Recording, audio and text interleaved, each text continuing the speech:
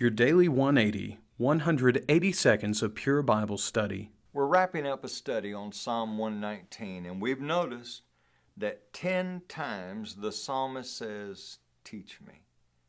Now we're going to look at one last area in our study, and that is the person who understands the goodness of God says, "Teach me."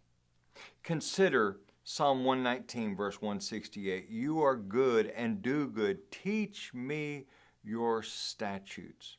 Well, consider Psalm 145 in verse 9.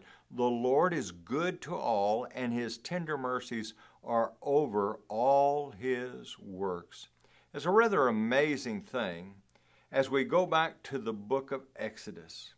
Moses had asked God to show him his glory. He wanted the most intimate view of God possible.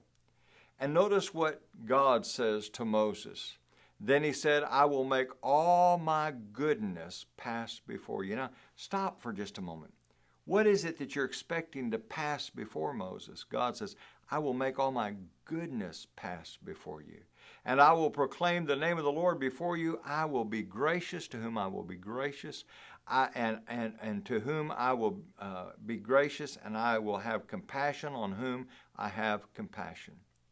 Now, that's a rather amazing thing to me as I contemplate what it is that Moses is going to behold. And the thought occurs to me that as we dig into God's holy word, and that's what Psalm 119 is about, is looking at the greatness of his word, because it is a revelation of God.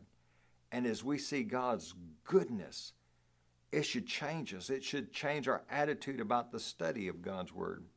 Now in Exodus 33 and verse 11, I find it rather interesting there that Moses, we're told, has a face-to-face conversation with God. And it doesn't mean that he sees the face, but it's so intimate. But then it goes on and it says, "His servant Joshua, the son of Nun, a young man, did not depart from the tabernacle." Moses' assistant. He's with Moses. He doesn't have the same encounter that Moses has, but for some reason he wants to stay there at that tent. You know, I'm not exactly sure what's going on with Joshua, but wouldn't it be wonderful if that was our attitude? I just don't want to leave the study of God's Word. Let us know if there's anything we can do to assist you in your study and your understanding of God's Word. Join us again for your Daily 180.